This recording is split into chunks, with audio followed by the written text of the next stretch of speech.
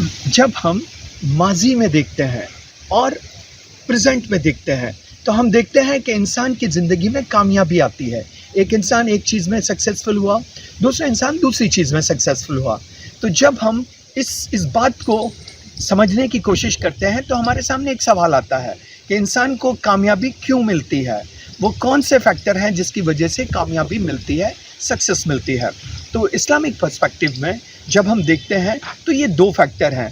पहला फैक्टर है human factor, कि इंसान की चाहत, चूँकि इंसान जब तक नहीं चाहेगा कामयाबी उसकी तरफ नहीं आती। तो इसमें हमें अगर फार्मूला बनाना चाहें तो हम कह सकते हैं विल, चाहत।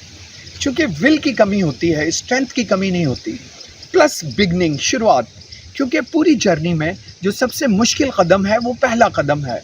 तो विल प्लस बिगनिंग, किसी काम की शुरुआत, प्लस परसिस्टेंस, मदावमत, कि लगातार किसी काम का करना। तो ये ह्यूमन फैक्टर में आते हैं।